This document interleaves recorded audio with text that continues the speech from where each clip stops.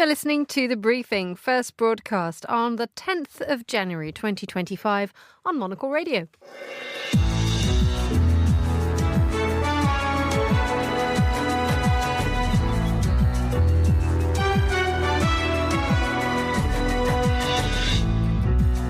Hello and a warm welcome to The Briefing, coming to you live from Studio One here at Midori House in London. I'm Emma Nelson, and coming up on today's programme.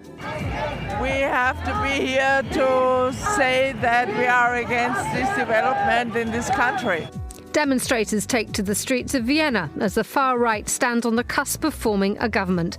We'll have the latest on what could be a more extreme direction for Austria. Also ahead in the next 30 minutes, our Paris bureau chief will join me to bring us an update on the trial of the former French president Nicolas Sarkozy, who stands accused of brokering a deal to fund his presidential campaign with Libya. Plus, Taiwan, it has always been a country that is rather conservative when it comes to visa launch for foreigners coming to Taiwan. Taiwan issues nomad visas, but does it actually want anybody to apply? All that plus the latest design news too. That's right here on The Briefing with me, Emma Nelson.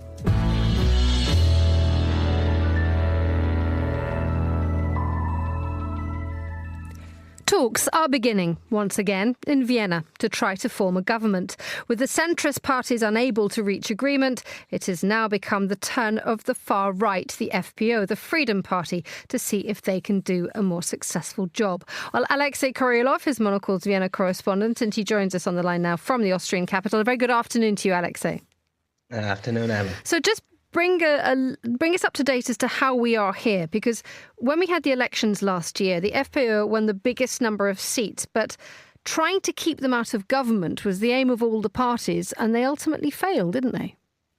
That's correct. That's exactly right. I mean, this sort of thing, this sort of political upheaval, usually happens in Austria around Christmas. So they were a bit late this time around.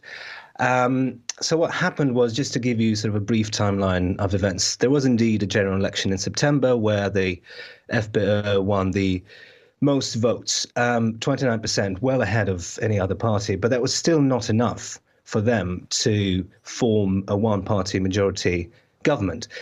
And traditionally, what happens in a situation like this is the Austrian president, whose powers are rather limited, but they're one of the few real powers that they have is to give somebody a mandate to form a government. So traditionally, they would give this mandate to the winning party.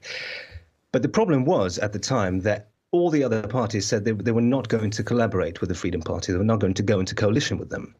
So instead, the president, Alexander van der Bellen, who, dare I say, has been the sole voice of reason throughout this period, he gave the mandate to form a government to the Conservatives, to the People's Party, ÖVP, who then tried to negotiate a coalition with the Social Democrats and with a third party for the first time in Austrian history. That would have been a three-party coalition with a liberal party called NEOS.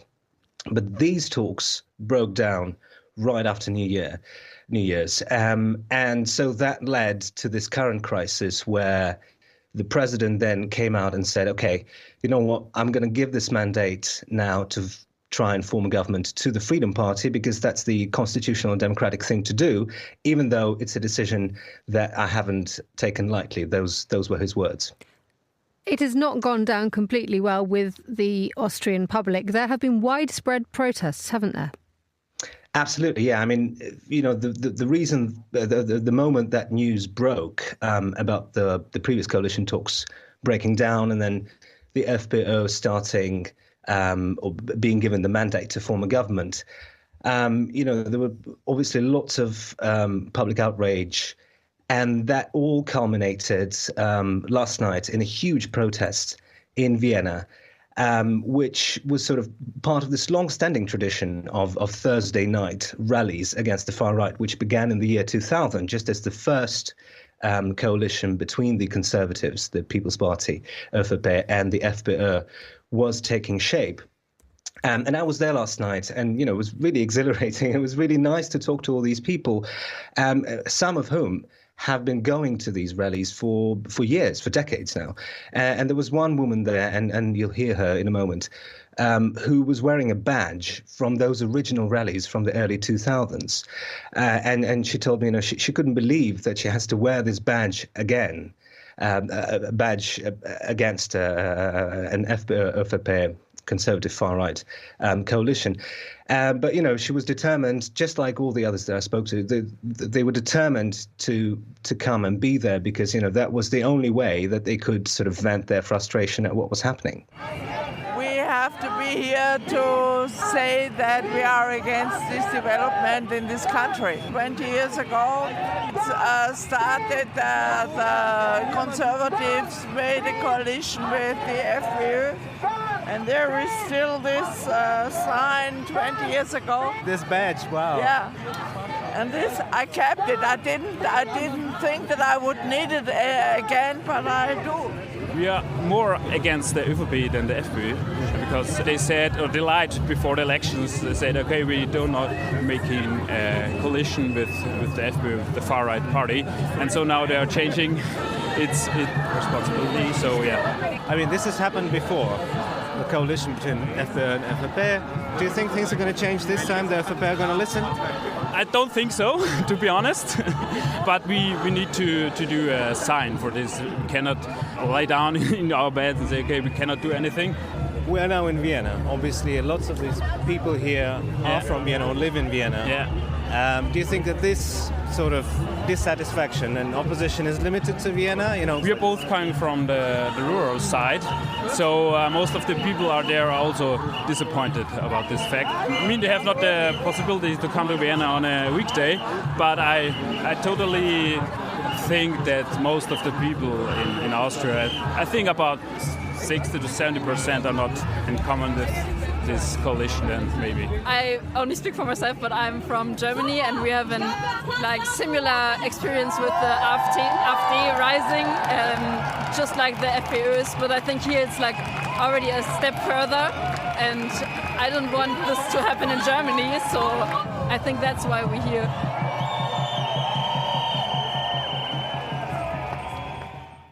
Yeah, and what's interesting there is that, as you just heard, that last speaker there, she was from Germany, so she came to Vienna.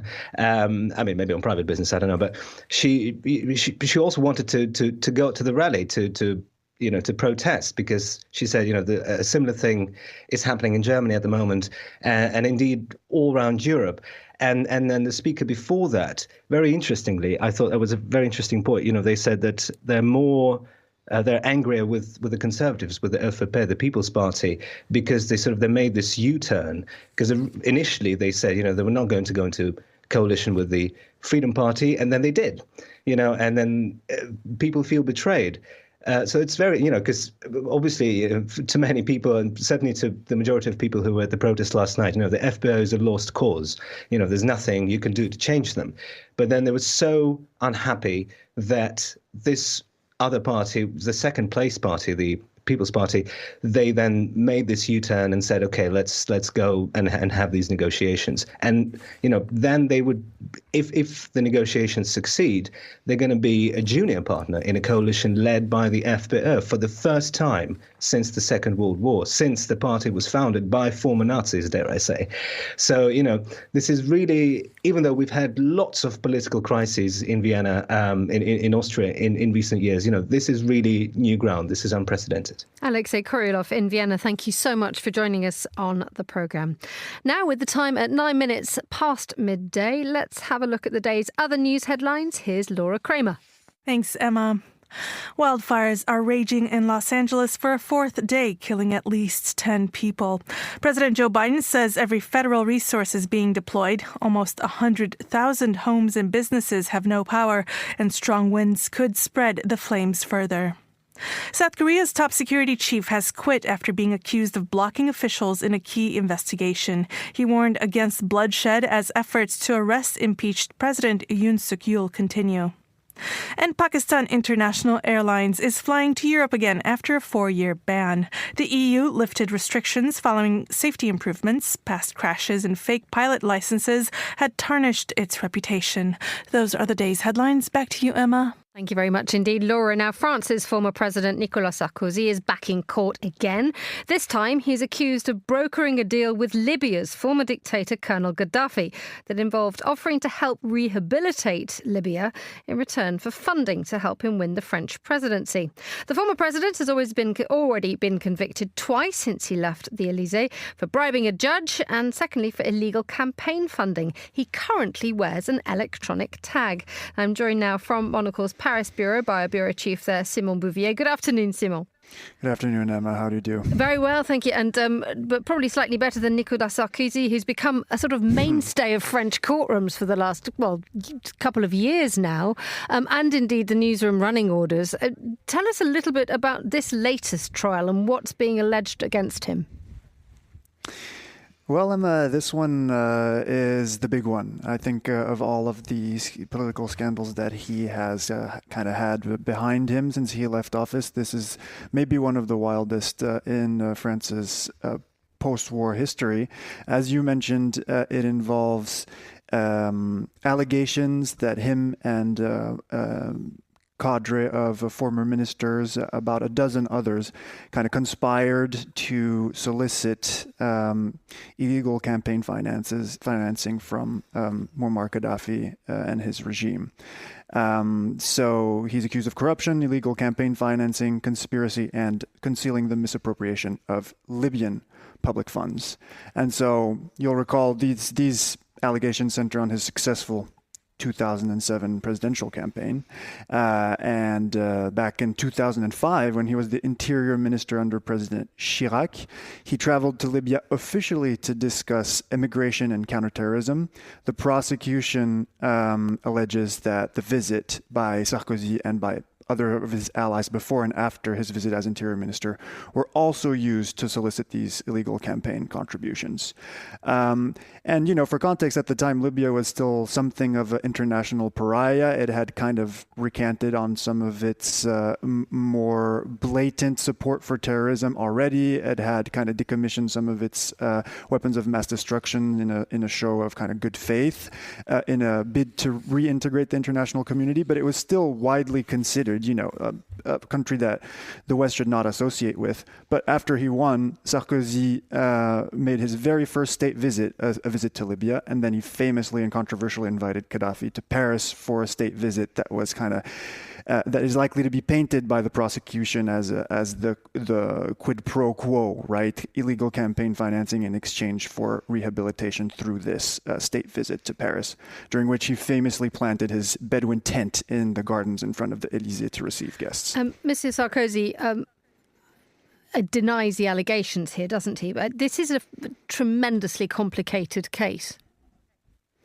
Absolutely, yes. He denies the allegations, and he says that the accusations were a vengeful invention by the Gaddafi clan, which was out to get him after he was one of the kind of lead figures calling for a military Western intervention in Libya back in 2011. And it is worth mentioning that not only does he deny the allegations, but some of the documents that we're likely to see presented by the prosecution in this case were already known to us because the French press has published some of them. And he sued, for instance, the French left-leaning investigative news outlet Mediapart, saying that some of the documents that they published were forgeries. The courts did not go for that.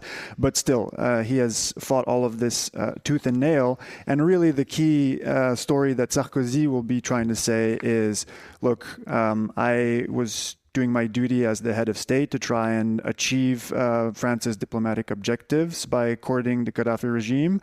And then after I turned on them because they were massacring their own population back during their Arab Spring in 2011, they kind of made up these allegations against me. And I don't understand why we're still talking about this. You've been investigating me for 10 years over these allegations, and you haven't turned up 1 cent of Libyan money. So this is political persecution, essentially, is what he's saying. This is the third time he has faced charges, and indeed, I mean, he wears an electronic tag following his latest convictions. That's right. This is a former president whose legacy will arguably be defined by what happened to him after he left office. Yes, that's true. And it's all the more puzzling to think that, he's actually relatively popular in the current environment of pretty intense distrust in politicians, even more intense than it normally is in France because of all of the political instability that the country is going through. It really is telling that this is the first post-war French president to be sentenced to prison, but because of how tired everybody is with how things are going now, he is still kind of thought of as somebody who could make a political comeback, and yet he has all of these legal cases that he's dealing with. So that says a lot about the current environment and how distrustful people are of politicians. Simon, while we have you on the line, busy times for the Paris Bureau at the moment. What's in the diary for next week? Yes, indeed. So next week, speaking of French political instability, we have fresh Prime Minister François Bayrou's his debut in front of the Assemblée Nationale, where he'll be laying out his kind of general policy speech. And it's one that I'm going to be watching closely because we will get our first clues as to whether or not he was able to achieve the kind of stated goal of trying to lean more on moderate left parties, the Socialist Party in particular, than on Marine Le Pen's far right for not outright support, but at least kind of tacit support this time around and last longer than Michel Barnier.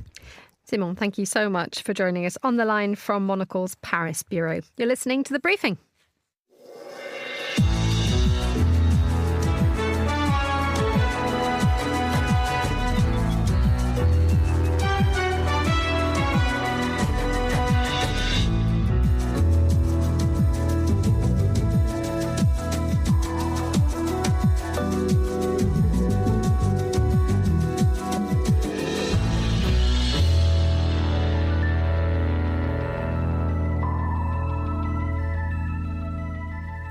.17 here in London. Let's head now, though, to Ljubljana to join Guy Delaunay, Monocle's Balkans correspondent, for an update from where he is. A very good afternoon to you, Guy.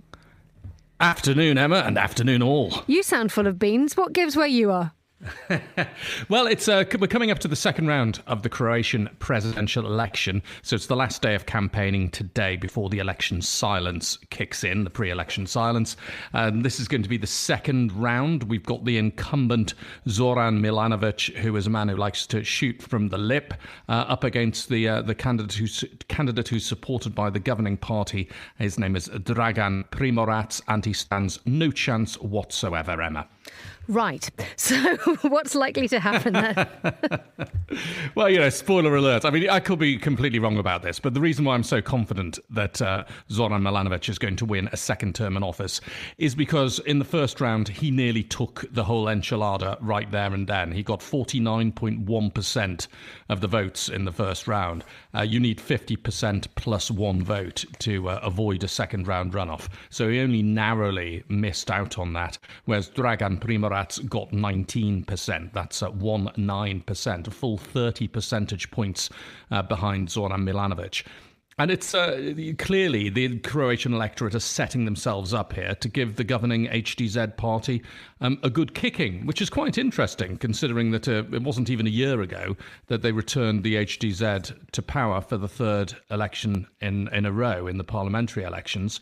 But they like the fact that Zoran Milanovic does shoot from the lip. He's constantly criticising the government, and not least extremely personally on many occasions, the Prime Minister Andrej Plenković, calling him things like, I don't know, Ursula von der Leyen's errand boy. That was one of them. And he does like to point out that more than 30 ministers have had to leave their posts in Croatia's government during the time in which Mr. Plenković has been Prime Minister due to corruption-related reasons. So, all of that goes down quite well. Thank you for that, Guy. We'll probably have an update with you on Sunday, on Monocle on Sunday. We can bring us all up to date with the latest polling figures between Zoran and Dragan.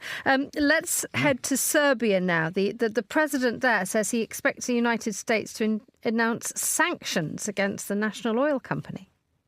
Indeed, and it's supposedly happening either today or on Monday. Well, nothing's happened today so far, but this is all a consequence of the fact that back in the 2000s, when the world was different, and in other words, people weren't quite aware of what kind of a character Vladimir Putin was, Serbia sold just over 50% of its national oil company, NIS, to Gazprom. And of course, now the world is a bit of a different place. This is problematic, notwithstanding the fact that Serbia hasn't imposed sanctions on Russia, that is out of step with the European Union and the United States on that. Nice has been able to operate reasonably normally, but it looks like that may be coming to an end. And this is obviously a big concern for Serbia, because it's a big company in the country, and it's part of the country's energy security. So if all of a sudden Nice is having sanctions foisted upon it, people are thinking about, well, where's not just fuel for my car, but potentially the gas that powers the heating that's going to keep us warm this winter. Mr. Vucic at the moment is saying that's not a problem. We've got plenty of fuel stockpiled, but it's obviously going to be a big issue for Serbia if these sanctions are announced, how they deal with them. Indeed, and it's enough to say, we have enough oil reserves for the moment, but it does, again, once raise the question of energy security for the likes of for Serbia. Yeah, and when you consider where they are in Europe, in Southeast Europe, there's obvious potential in Serbia to increase the amount of sustainable energy. I mean, just from solar, if they got their act together, which is something that's happening in North Macedonia, just next door, incidentally, they could develop a lot more of their energy sustainably. Albania's gone for hydro. That's been their solution. Hydro, not without its own controversies and problems, but that's part of their energy security strategy. Serbia very much reliant on things like Russian gas and still to a large part coal-fired electricity power stations. So it does highlight the degree to which Serbia needs to change. It's been looking at the possibility of gaining a nuclear power plant, but obviously that's something for the very long term. Finally, let's move on to Croatia, where we have a new darling of the slopes. I don't know about you, but I used to watch an awful lot of downhill skiing when I was small because it was fun and exciting. And I wonder whether that we're all going to fall in love with downhill skiing again because of what's happening with one particular woman in Croatia. Well, this is Zrinka Ljutic, and she is she's not quite a downhill specialist. She's a specialist in slalom and giant slalom, but she's currently at the top of the World Cup rankings because that pulls together all the disciplines. You get various points, and she's leading all of the female skiers in the world at the moment in those World Cup rankings. She's just 20 years old. She's won the last two World Cup events, most recently in Kranjska Gora in Slovenia, just at the start of this week. And she is, been building year on year, started on the World Cup circuit when she was 16 years old. Now she's 20. She's looking really quite formidable in the disciplines in which she specialises. And the question is whether she is going to be able to challenge, not just for the World Cup this year, but is she going to be an icon of the sport, like Janica Kostelic. Now, I haven't followed skiing that much in recent years, Emma, but when I looked up Janica Kostelic's figures, I found that she retired when she was 25, having won 4 Olympic gold medals, countless World Cups, several World Championships in slalom, downhill, supergiant, every single discipline you can name. She is acclaimed as the greatest of all time by some, despite retiring at the age of 25. That's who Zrinka Ljutic has got to aim at, but she seems to be happy with the comparisons so far. Briefly, Guy, I know you're a fan of music. She talks about her inspiration, and I'm quoting from an article on the Olympics website. She said she used to love the hard-hitting beats of Led Zeppelin and Foo Fighters, but now listens to more soft rock like Dire Straits. Your thoughts on that? Well, she's a guitarist. Downhill theory, but...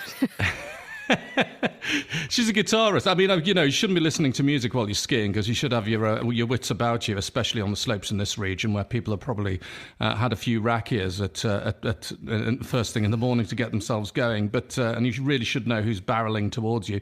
But yeah, I mean, why not? If it's what turns her on, the results speak for themselves. And if she wants to go for a guitar icon, why not Mark Knopfler? He can play a bit and he's connected to this region. He's Hungarian, I think, down the line, Hungarian heritage Mark Knopfler. So it's only just next door to Croatia, so fair dues. Guy Delorney, thank you so much for joining us on The Briefing.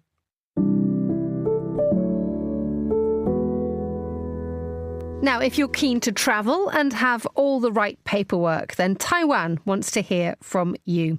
A programme offering 6-month-long nomad visas has been started in order to encourage financially independent foreign nationals to spend their overseas earned money in Taiwan. Well, let's cross to Taipei now, from where the journalist William Yang joins us. Hello, William. Hi, thank you for having me back. Good to have you with us. So just explain to us, this began a couple of days ago, didn't it, on the 1st of January? It seems to have had quite a quiet launch. Why is that? So I think it's because for Taiwan, it has always been a country that is rather conservative when it comes to visa launch and also opening up new categories for foreigners coming to Taiwan.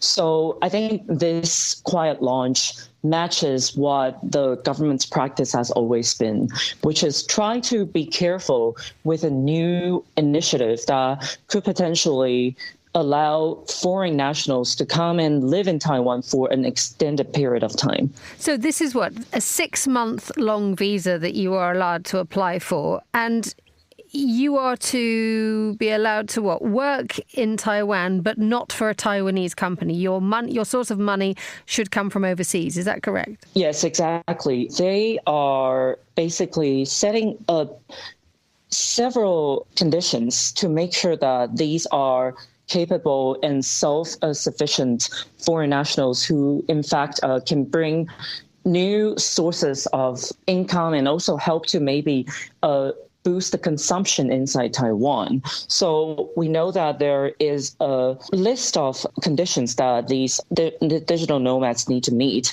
They not only need to be from certain countries, which mostly are developed economies in the Western democracies, but also countries like Japan and South Korea. But also there are clear requirements about the salaries that these individuals need to be able to prove that they can earn in order to get this visa. What is the government's long-term plan for this? Because you mentioned that there is a sensitivity when it comes to the number of foreign nationals who can come to work in Taiwan. But what does the government want to do?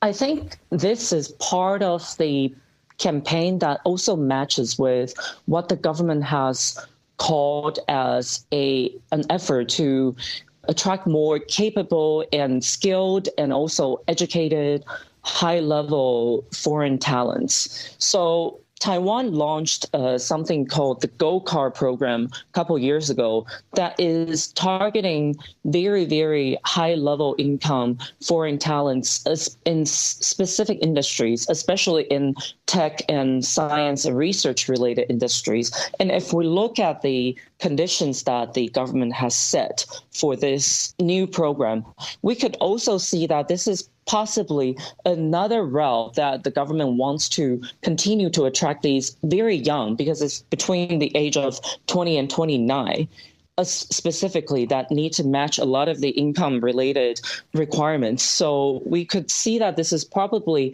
very likely possibly a connection to opening up another route to attract these very high-income foreign talents. William Yang, thank you so much for joining us on the line from Taipei. Finally, on today's programme, a roundup of the latest design news. Samantha Say is a writer, editor and consultant, joins me on the line from Paris. Good afternoon, Samantha. Good afternoon. How are you? Very well, thank you. Glad to have you on the programme, especially because you're going to talk to us about wallpaper. Yes, I am. So Cole & Son, which is an incredible wallpaper company, they are celebrating 150 years with an exclusive event at the Paris Design Week, which is kicking off on the 15th of January. So to celebrate its 150th year, the company has chosen on this beautiful, exceptional private venue to showcase their work. Now, in the past, it's always been, mainly in their showrooms and whatnot, but this is going to be absolutely exciting. It's this gorgeous venue that's going to overlook the gardens of the Palais Royal. And the theme this year is Design Meets Art, which will, offer up guests an immersive experience, allowing visitors to see the most recent wallpapers, like their collaborations, and also a preview of their new collection in a fully decorated and functional living space from January 15th. And it's not just a retrospective as well. I mean, talking about design meets art, but it's looking at new collections and broadening horizons. Absolutely. So there's going to be, of course, some of their more recent works, including a collaboration that was done with Harrods that marked the 175th anniversary of the department store. And that was made up with, different magazine covers that were introduced throughout the years. So that one's going to be really cool. There's also going to be another collection that's inspired by the Japanese practice of forest bathing, promoting like harmony with nature. And that launched on October 24th. But what's really exciting is they're actually going to be doing an exclusive preview of a new collection in collaboration with Ardmore, and sort of reimagining a previous collection that was very popular. This will mark the third collaboration with the company, first being in 2015 and the second being in 2020. Thank you for that. Let's move to a special exhibition from Issey Miyake involving a new brand. Yes. So Issey Miyake is, it's a relatively new brand. It actually, I Am Men, actually launched in 2021, but this is the first time it's showing in Paris during Paris Men's Fashion Week. So for the last 5 years or so, Issey Miyake as a brand in terms of men has shown from their line called Homme Plissé. And now they're just sort of changing up the direction a bit. And there's going to be a new special exhibition called Fly with I Am Men. This exhibition will present beautiful clothing of original construction and introducing, new material and techniques that the brand is really well known for. And it's going to feature an installation by Tokujon Yoshioka, and it draws from inspiration between the dialogue of like the Japanese craftsmanship and modern technology, as well as the philosophy behind a piece of cloth, which of course Issey Miyake was really known for. So that's going to be happening during Paris Men's, and it's going to be in the beautiful part of the 6th arrondissement in Paris. And let's look ahead to something else that's going to be happening at Paris Design Week. Yes, so Paris Design Week is starting on the 15th of January, going to the 20th. It kind of coincides with Maison et Objet, which is going to be great. So the Invisible Collection has a new exhibition in partnership with Féau Boise during Paris Fashion Week. So this is, they're going to take up residency in this stunning building. The Féau building is marking its 150th anniversary. Now, this space is really outstanding. It actually is this like giant studio space that's filled with antique wood paneling that, tells in a way the history of France. It's got, paintings and panels from Place Vendôme from the 18th century. They've got beautiful old Japanese block prints there. It's absolutely an incredible place. And what Invisible Collection is going to do is going to, infuse the space with their collection of really modern silhouettes and beautiful textures of, different types of furniture and brands that they work with. And it's going to be absolutely incredible. This marks the third year of the partnership with the institution. So I'm really excited to see that. Samantha Say, thank you so much for joining us on the line from Paris. And that's all the time we have for today's edition of The Briefing. The warmest of thanks to all my guests, and thanks to the producer Tom Webb, our researcher Maisie Ringer, and our studio manager Elliot Greenfield. The Briefing is back on Monday at the same time, but for now, from me, Emma Nelson, goodbye. Thank you for listening. Have a good weekend.